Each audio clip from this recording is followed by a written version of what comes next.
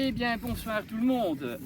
Comment pourrais-je arriver à élucider le fait que, aujourd'hui, en 2020, nous arrivons à avoir une population de 7 milliards d'humains qui n'ont plus les pieds sur terre et qui n'ont pas non plus l'esprit dans la moralité céleste, dans l'éthique que nous devrions avoir en tant qu'être spirituel, mais animal sur terre.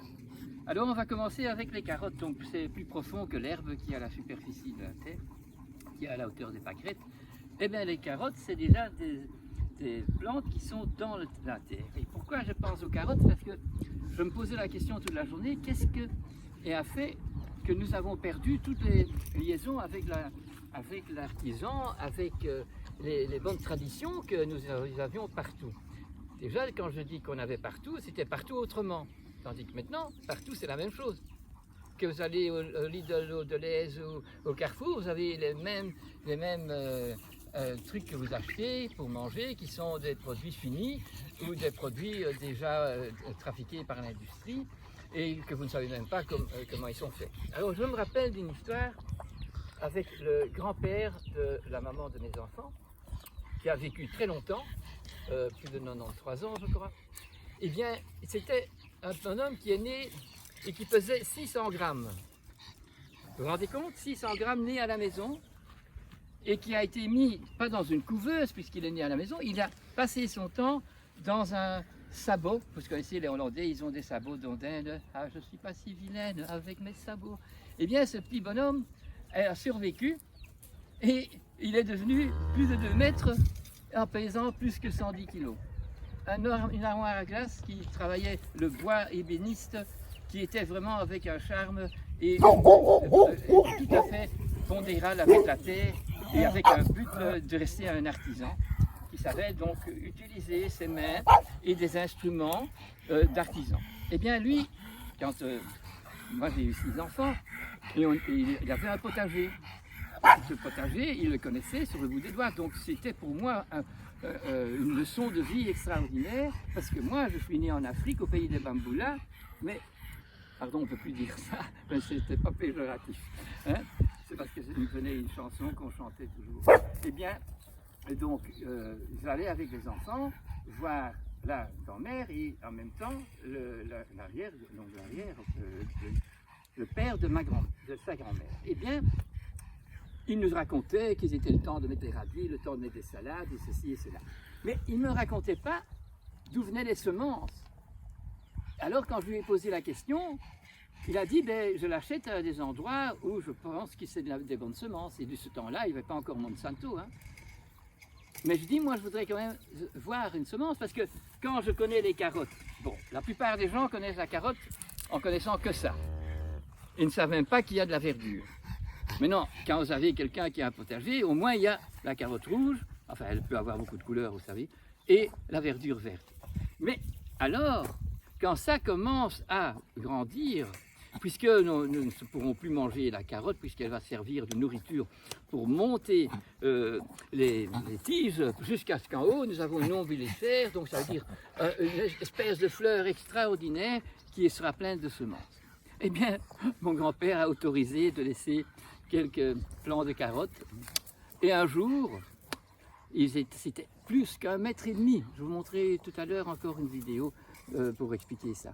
Donc vous vous rendez compte, moi je connaissais la carotte avec la verdure de 20 ou 30 cm, mais je voyais maintenant de la verdure avec une fleur qui va s'ensemencer et qui avait plus d'1,5 mètre. Oh, je dis aux enfants, regardez moi ça, vous vous rendez compte? Alors, le grand-père n'a pas dit qu'il fallait couper les semences et les mettre à sécher quelque part, mais il n'a pas dit. Qu'est-ce qui s'est passé? Eh bien, vous savez, il y a du vent. Eh bien, des milliers de semences se sont éparpillées. Tous les voisins ont vu pousser dans leur gazon, qui devait être tout propre, donc des carottes.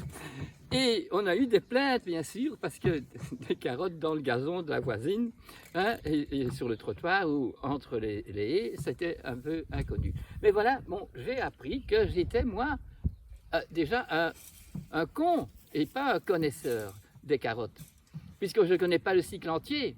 Et depuis la Deuxième Guerre mondiale, certainement, les gens qui sont nés n'ont jamais vu comment on fait des semences. Alors ceux qui aujourd'hui essayent de faire bien, ils essayent de trouver des semences qui ont gardé leur originalité et pas celles de Monsanto parce qu'ils font la différence. Mais est-ce que vous avez vu la semence de la carotte, la semence de la salade? Est-ce que vous n'avez pas vu ça? Mais non, presque personne ne voit. Donc il y a un moment donné où dans notre société, nous avons perdu vraiment la connexion des choses au départ et des choses à la fin qui font un recyclage par la semence et dont il faut savoir comment l'utiliser, comment la garder pour avoir l'année d'après de nouveau une sélection de semences qui vont être de mieux en mieux puisqu'elles sont originales de l'endroit où on vit, avec la terre qui y est. Donc on voit que certaines carottes poussent mieux là et d'autres poussent mieux là. Et dans la sélection de ceux qui vont bien grainer, qui vont faire des belles tiges et des belles fleurs, nous aurons les meilleurs. Donc j'ai compris moi à ce moment-là que tant qu'on n'a pas un rapport direct avec un artisan, avec quelqu'un qui avec ses mains s'occupe de la nature, nous avons perdu le contact. Alors regardez ici, nous allons donc toutes les semaines cueillir dans un potager ouvert, donc c'est très social, c'est très local, et on va chercher des légumes. Et aujourd'hui c'était voilà, de la salade, des tomates là derrière, des concombres, et tout ça dans quoi? Un sac en plastique, figurez-vous. Alors donc là déjà, pas de connexion. Le plastique, la pétrochimie, avec des aliments qui viennent du sol, qui ont été soi-disant bien aimés, mais enfin, en plus aussi, ça ne s'est pas bien aimé, puisqu'ils n'ont pas de vaches, ils n'ont pas de cochons, ils n'ont pas de poules, et ils ont de la terre, et le maximum qu'ils peuvent avoir, c'est un peu de compost. Avec le compost, on peut déjà horizontalement redonner un recyclage de nourriture qui sont, grâce au compost, des légumes et des céréales. Mais si on a l'occasion de couper les haies chez le voisin et d'ajouter ça dans le compost, au moins on aura une survalue pour l'année qui suit. Ben alors moi, j'ai toujours aimé ce qui est artisanal, vous voyez. J'ai donc, ça c'est fait en écorce de châtaignier qui vient d'Espagne, du Pays Basque, et donc j'ai tout plein de paniers comme ça. Mais je regarde dans ma voiture et je vois ceci, donc je garde le beau panier et même je mets mes bouteilles de produits artisanaux que je fais à la maison avec des plantes et des fermentations, et je vois que quand je regarde dedans, eh bien j'ai donc du plastique aussi. Vous voyez, parce que bon, il faut avoir un truc fluorescent quand on a un accident et qu'on doit s'arrêter. Voilà, donc qu'est-ce qu'il y a? Il n'y a plus de connexion. Il n'y a plus de séparation entre ce qui est absolument pas bon, vers lequel on aurait dû renoncer, et les choses pour lesquelles on doit se sacrifier. Et se sacrifier, c'est pas être du martyr, parce que chaque fois que je vais quelque part où on a des vrais gens qui travaillent le potager, on entend les abeilles à côté, on voit les poules à côté, on voit tout ça, ces gens sont des gens paisibles qui ont à vous raconter de la sagesse tout le temps. Et quand vous avez aidé, et c'est les princesses, vous recevez ça de princesse. Quand c'est des ficons, vous avez ça de ficons. Parce que la nature, elle est généreuse et les gens qui font ça sont généreux. Tandis que tous ceux qui font de l'exploitation, ils ne sont pas généreux, ils font tout pour gagner beaucoup d'argent et ça ne dépend pas de la qualité du produit, mais ça dépend simplement de la quantité. Et nous sommes là.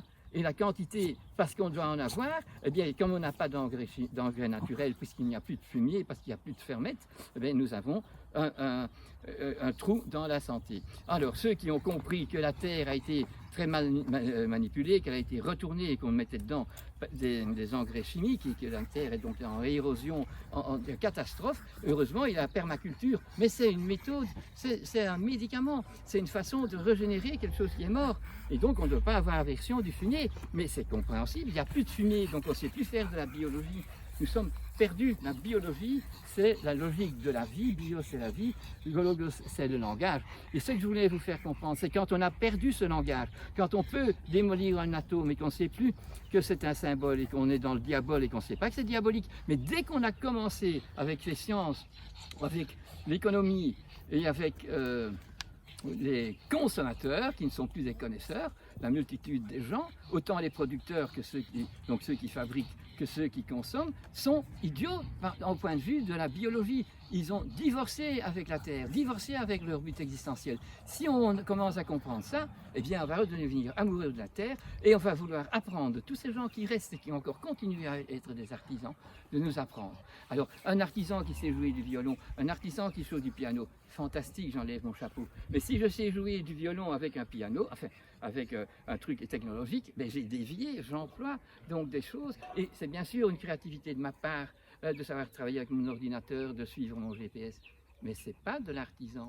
Ça ne me rend pas plus humain, ça me rend tout à fait divin. Je suis un diable qui sait arriver quelque part, rien qu'en donnant l'adresse et n'en sachant pas si c'est en Flandre ou en Wallonie. Voilà, tout est comme ça aujourd'hui. On n'est plus enraciné et on n'est plus dans la relation avec notre origine céleste et notre destinée. Alors pensons que pendant le petit temps que nous les humains, nous sommes sur Terre pour accomplir un travail pour lequel, quand on va mourir, on est en paix parce qu'on peut dire « Ouais, je pense que je peux mourir, j'ai apporté de l'amour. »